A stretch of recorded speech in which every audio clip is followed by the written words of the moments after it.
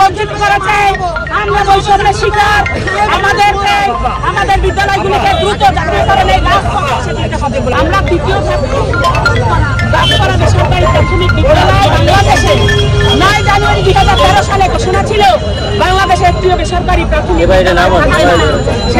সেই লক্ষ্যে আমাদের এই বিদ্যালয়গুলি সেই 13-12 সালের আগে প্রতিষ্ঠিত পরিচালিত বিদ্যালয়গুলি সমান যোগ্যতা থাকা সত্ত্বেও 3 বছর জাতীয়করণ করে 26,193টি, অথচ 3 পার্বত্য জেলা বিদ্যালয়কে জাতীয়করণ না করে সেই বিদ্যালয়গুলি চলমান। ওই বিদ্যালয়ের সমাপনী পরীক্ষায় সকল শিক্ষার্থীরা অংশগ্রহণ করে আমাদের বিদ্যালয় সার্টিফিকেট নিয়ে মাধ্যমিকে যায়। আমাদের সব কিছু চলমান, আমাদের সব কিছু সকল বই দেয়, আমাদের বেতন দেয় না, আমাদের শিক্ষার্থীদের প্রবৃত্তি দেয় না। তার দাবি দেওয়ার জন্য, সেই দাবি দেওয়ার জন্য আমরা এই রাজপথে এসেছি। 25টা দিন রাত্রি 24 ঘন্টা মশা মাছি আমাদের রক্ত খায়।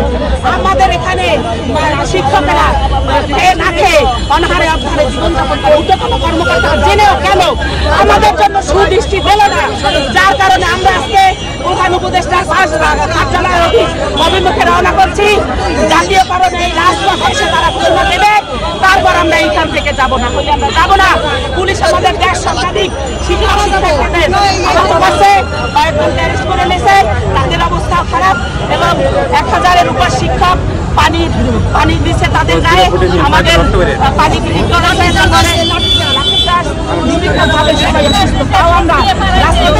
রাজি আছি, কিন্তু আমাদের শিক্ষকদের এখানে দিয়ে যেতে হবে এবং রাজপথে ঘোষণা চাই। আমরা 13 সাল থেকে 13 সালে প্রধানমন্ত্রী 26,193টি স্কুল জাতীয়করণের জন্য ঘোষণা করে। তার মধ্যে আমরা 4,159টি বিদ্যালয়কে বাদ দিয়ে দেয়। এই বাদ দেওয়ার কারণে আমরাকে বিএনপি জামাত বলে আখ্যায়িত করে আমাদেরকে বাদ দিয়ে দেয়। পরে আমরা এই 13 সাল থেকে বিভিন্ন সময় বিভিন্ন প্রেস ক্লাবে মানববন্ধন এবং এই সংগ্রাম করে আসতেছি। তার ফলপ্রসূতে গত জানুয়ারি মাসের 25 তারিখে আমরা যখন এখানে আন্দোলন সংগ্রাম করি, লং মার্চ করি, প্রধান উপদেষ্টা থেকে একটা চিঠি প্রেরণ করে, সেই চিঠিটা মন্ত্রণালয়ে প্রেরণ করে। সেই মন্ত্রণালয় থেকে আমার ফিডব্যাক গত মাসের 3 তারিখে পাঠাই, কিন্তু এখনো আমাদের কোনো বাস্তবায়ন হচ্ছে না। তাই আজকে আমরা এই প্রধান উপদেষ্টার কার্যালয়ে আমরা লং মার্চ কর্মসূচি পালন করছিলাম।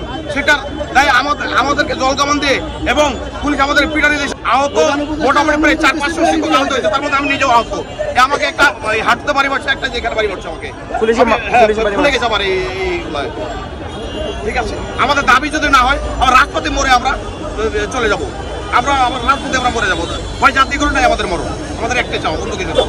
আমাদের অধিকারটা আমরা 2013 সালে আমরা বঞ্চিত হয়েছি।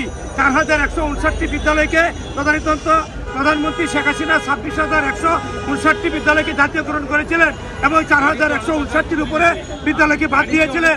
বাদ দেওয়ার কারণ হচ্ছে আমরা বিরোধী দল করতাম, আমরা বিএনপি এবং জামাতের সাপোর্টার ছিলাম, বিধায় আমাদেরকে বাদ দিয়েছিল।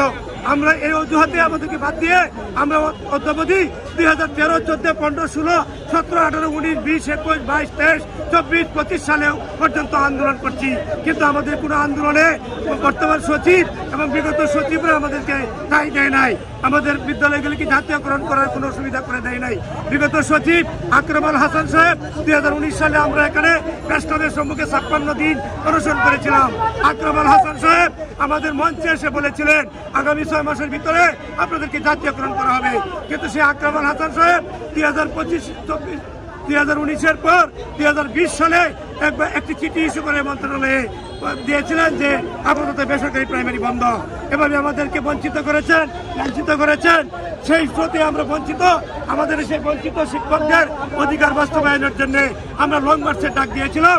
আমরা প্রধান উপদেষ্টার বরাবর গিয়ে আমাদের দাবি পেশ করতাম, কিন্তু পুলিশ আমাদেরকে বাধা দিয়ে আমাদেরকে পানি মেরে, আমাদেরকে গরম পানি এবং ঠান্ডা পানি মেরে লাঠিপেটা করে আমাদের কি অপরাধ? আমরা শিক্ষক, ওনারা কি প্রাথমিক বিদ্যালয়ে পড়েননি? ওনারা তো করেছেন, কিন্তু ওনারা শিক্ষকদের উপর কিভাবে হাত দিলেন? শিক্ষকের কি অপরাধ?